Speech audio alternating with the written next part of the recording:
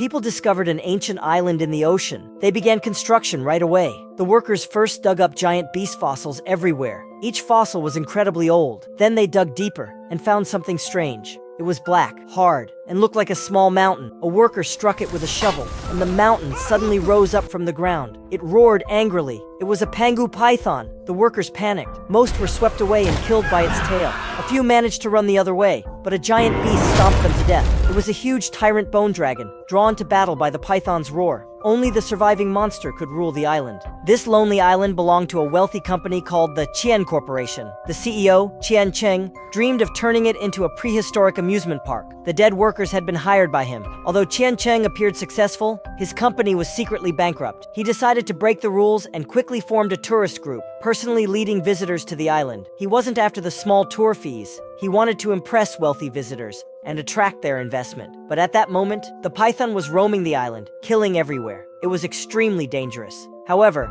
Chen Cheng had no idea. All his workers had been killed by the python and the dinosaur, so no warnings reached him. He just thought they had lost contact and ignored it. Among the tourists was a mother and her son Kai. Kai had a leg disability and walked with the help of a device. He felt insecure and sensitive about it. His mom brought him to the island to cheer him up. Chen Cheng boasted that this was a park with creatures hundreds of millions of years old, living fossils that would amaze everyone. Suddenly, a group of frightened crows crashed into their bus. Before they could calm down, a huge rock fell from the sky. The driver, Zhang Yang, swerved to avoid it but crashed into a tree. The bus wouldn't start again. How could a giant rock just fall out of nowhere? Actually, it was thrown by a giant beast, but none of the tourists knew that yet. Some tourists got out to push the bus. Others scattered around to rest. A man went to relieve himself in a secluded spot, teasing frogs while he urinated. Suddenly, a giant tongue shot out and swallowed him whole. Before the others could react, more people got snatched one by one. Terrified, the survivors rushed back onto the bus. Slowly, they realized their attacker was a prehistoric devil frog, sneaky and good at ambushes.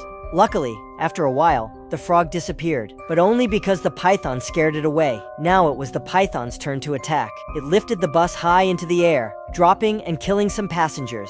Then it opened its massive mouth to catch the remaining ones. But then another roar echoed from far away, the challenge cry of the dinosaur. Hearing this, the python immediately dropped the bus and rushed away to battle.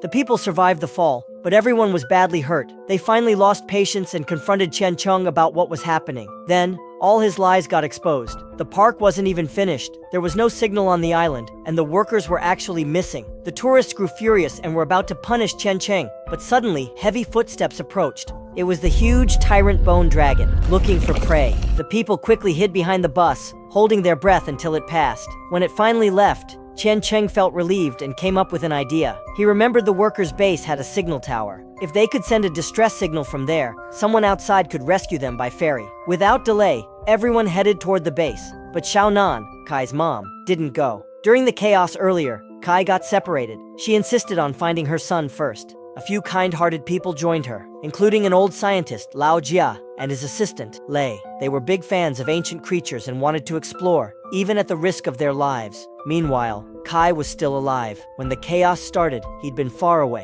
peeing, and hadn't gotten hurt. But once the devil frog was scared off by the python, it immediately chased after him. Kai ran into a strange cave, and luckily, the frog didn't follow. Inside, though, he found something weird. Giant eggs everywhere. Soon he heard footsteps approaching. It was a small dinosaur, probably a young tyrant bone dragon, sneaking around, eating eggs. Kai guessed these eggs belonged to the python. He hid behind the eggs, but unluckily, his watch alarm went off, alerting the small dinosaur to his location. Kai ducked and weaved through the eggs, eventually hiding inside an empty eggshell. But the dinosaur wasn't fooled, and quickly found him. Just then, it screeched in fear, and was dragged away. The python had returned home and devoured the egg thief. Kai emerged from the eggshell, trembling as he stared directly into the python's eyes. But the python didn't harm him. At that moment, a newly hatched baby snake crawled out from another egg, drawing the mother's attention away. Kai quickly escaped. The reason the python spared Kai was because he'd climbed out of an eggshell. Covered in the scent of snake eggs, it mistook him for one of her own offspring.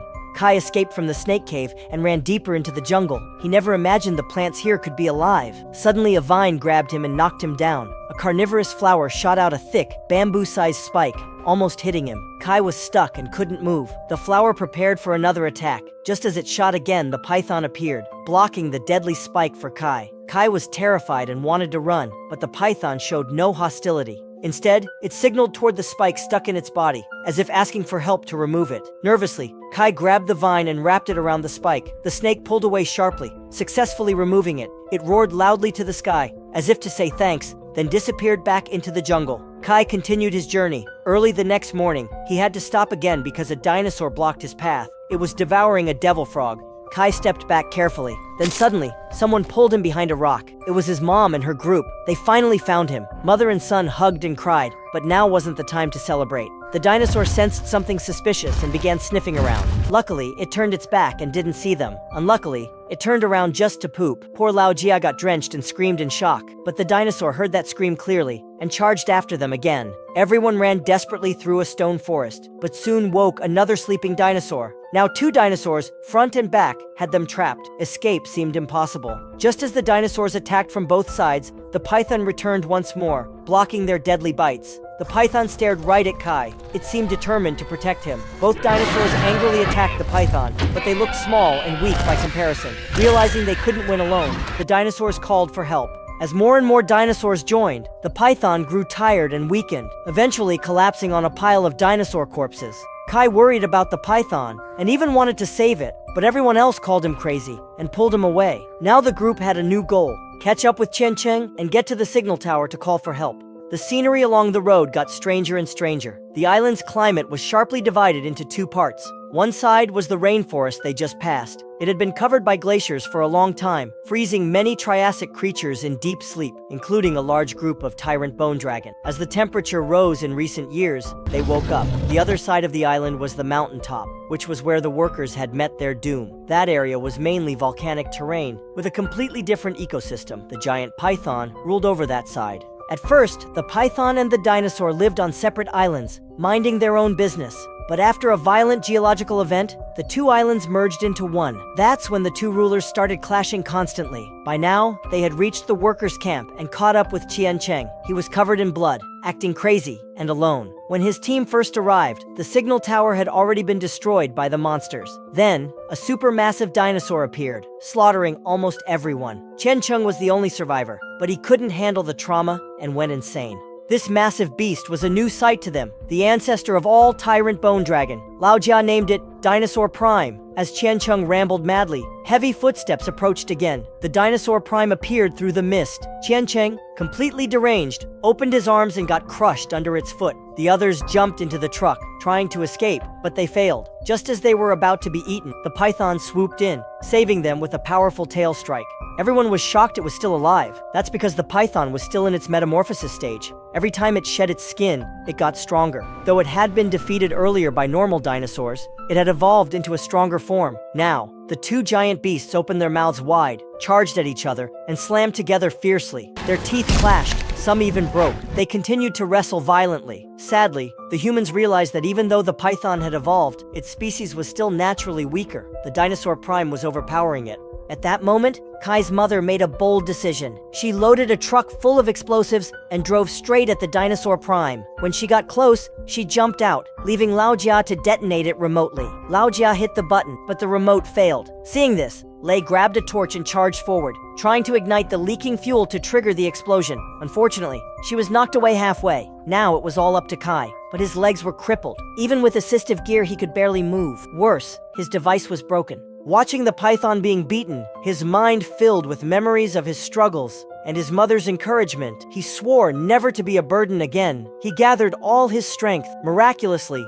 his legs fully recovered. He threw the torch, and the explosion went off right at the Dinosaur Prime's weak leg. The beast lost balance. The python seized the chance, wrapped it tightly, and bit through its throat. The battle was over. The long feud between the 2 rulers had finally ended. But during the explosion, Kai was knocked unconscious. No one could wake him. The python leaned in closely, carefully checking on Kai. It seemed concerned. Then it let out a deafening roar near everyone's face. The roar was so loud that it woke Kai up instantly. Kai and his mother hugged each other in tears. The python looked up and roared again, declaring its victory. After this unexpected turn of events, the humans realized that nature's power was far beyond their own. The best choice was to leave the island to nature. To ordinary people, the python might seem like a terrifying monster, but in Kai's heart, as shown in his figurines and drawings, the python was his best friend.